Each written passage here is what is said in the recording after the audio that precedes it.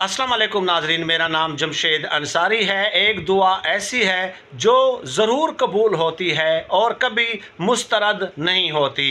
वो दुआ कौन सी है आज की इस वीडियो में आपको बताऊंगा, लेकिन उससे पहले दुआ के मुतालिक चंद अहम बातें समझना ज़रूरी है।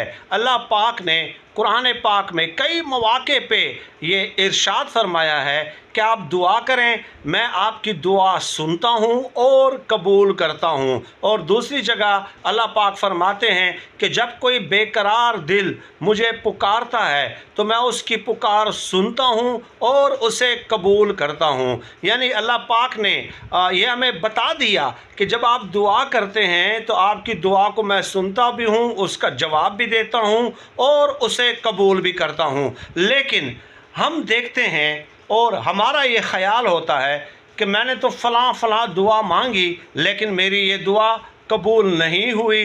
दूसरी तरफ अल्लाह पाक फरमाते हैं कि मैं आपकी दुआ को कबूल करता हूँ। तो अल्लाह पाक का कहा जो है वो 100% दुरुस्त है, कसूर है हमारे समझने में। अब देखें, दुआ के कबूलियत की 4-5 शक्लें होती हैं। 4-5 शक्लें। फ़र्ज़ किया आपने कोई एक चीज़ अल्लाह पाक से मांगी, आपने बेतहाशा दौलत अल्लाह पाक से मांगी, लेकिन वो आपको नहीं मिली, क्योंकि अल्लाह पाक के इल्म में है कि अगर मैं इसे ये दौलत इस कदर दे देता हूँ तो ये शख्स किस वादी में जाके गिर जाएगा, भटक जाएगा, राह रास्त से जो है ना वो गुमराह हो जाएगा। ये अल्लाह पाक के इल्म में होता है। तो होता क्या है कि या तो उस दुआ को कि आपने दौलत मांगी, अल्लाह पाक क़यामत के दिन के लिए ज़ख़ीरा कर लेते हैं और उसका अजर दे देते हैं, या आपने जो चीज़ मांगी उसका नेमुल बदल दे देते हैं, अल्टरनेट दे देते हैं, उससे बेहतर दे देते हैं। यानी आपकी दुआ कबूल हुई है। और चौथी सूरत यह है कि आपके ऊपर जो बड़ी मुसीबत आने वाली थी, अल्लाह पाक ने उस दुआ के बदले उस बड़ी मुसीबत को टाल दिया है। तो आपकी दुआ कबूल हुई है, किसी और शक्ल में कबूल हुई है, क्योंकि जिस शक्ल में आप मांग रहे हैं वो आपको नहीं मिला। दैट मीन्स कि वो चीज़ आपके लिए फ़ायदा मंद नहीं थी। इसकी एक मिसाल समझ लें कि मैंने एक दुआ मांग ली, फ़र्ज़ किया एक गाड़ी मांग ली, वो अल्लाह पाक ने मुझे नहीं दी। उसके बदले में फ़र्ज़ किया कुछ दिनों बाद खुदा न खास्ता मेरा एक्सीडेंट होना था और मेरी एक टांग ज़ाया होनी थी, तो अल्लाह पाक ने गाड़ी तो मुझे नहीं दी, लेकिन उस दुआ के बदले वो मुसीबत मुझसे टाल दी कि मेरी टांग नहीं टूटी, मैं एक्सीडेंट होने से बच गया, या उसका अल्टरनेट कोई दे दिया, या क़यामत के दिन के लिए ज़ख़ीरा कर लिया। लेकिन ये तो कुछ शक्लें हो गई, दुआ की 4 शक्लें जो मैंने आपको बता दी हैं।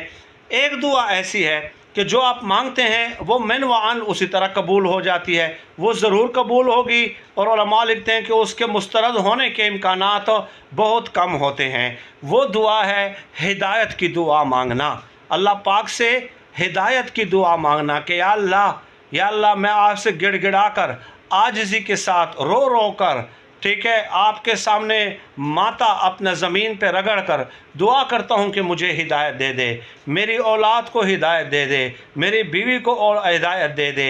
यानी ये जो दुआ है अल्लाह पाक आपको हिदायत पर ज़रूर देते हैं, लेकिन इसमें शर्त यह है कि आप खुलूस नीयत से मांग रहे हों, क्योंकि वो ऐसी ज़ात है कि वहाँ पे गड़बड़ की गुंजाइश नहीं है। वहाँ पे आपके इल्म का इदराक, आपकी नीयत का इदराक 100% अल्लाह पाक की ज़ात को है कि आप क्या सच्चे दिल से मांग रहे हैं या नहीं। तो सच्चे दिल से अगर आप हिदायत की दुआ मांगते हैं अपने लिए, अपनी बीवी के लिए, अपनी औलाद के लिए, तो ये दुआ ज़रूर कबूल होती है, कभी मुस्तरद नहीं होती। हाँ, इसमें एक और शर्त है कि देखिए, दुआ की कबूलियत के लिए कुछ लोग ये कहते हैं कि दुआ मांग ली बस, उसके लिए असबाब इख्तियार करना भी ज़रूरी है। आप अपनी तरफ से जिस कदर कोशिश कर सकते हैं वो आप ज़रूर करें, ठीक है। ये नहीं है कि आप ये दुआ मांगते हैं कि अल्लाह मेरी ये दुकान है, इस पे कस्टमर्स जो है ग्राहकों का रश लगा दे, इतना जमे गफ़ीर हो, तो उसके लिए ज़रूरी है कि आप दुकान खोल कर बैठ जाएँ और उसके बाद फिर उस दुआ का असर आप चेक करेंगे। ये तो नहीं हो सकता कि आप घर पे सोए हुए हों, आप दुआ मांगे कि कस्टमर सैकड़ों हज़ारों आपकी दुकान पे आ जाएं और आपने अपनी दुकान खोली ना हो। शेख सादी रहमतुल्लाह अलैह फरमाते हैं कि दुआ पे भरोसा करके मेहनत से गुरेज करना हमाकत है, और अपनी मेहनत पर भरोसा करके दुआ से गुरेज करना تکبر ہے۔ تو دعا کے لیے آپ نے وہ اسباب بھی اختیار کرنے ہیں، آپ نے ہدایت کے راستے پہ جتنا آپ کا اختیار ہے چلنے کی کوشش کرنی ہے، اس کے بعد اللہ پاک سے ہدایت کی دعا کرنی ہے، ضرور آپ کو ہدایت ملے گی۔ یہ دعا آپ کی کبھی بھی مسترد نہیں ہوگی۔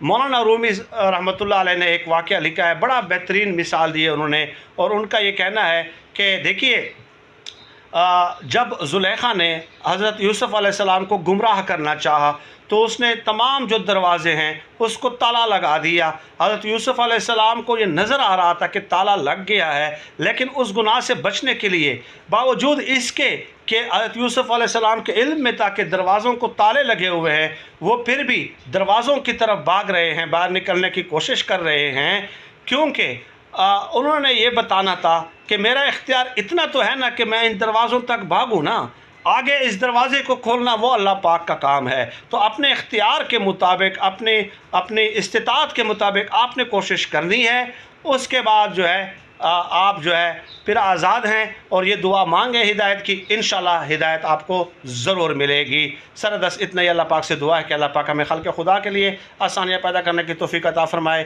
آمین یا رب العالمین۔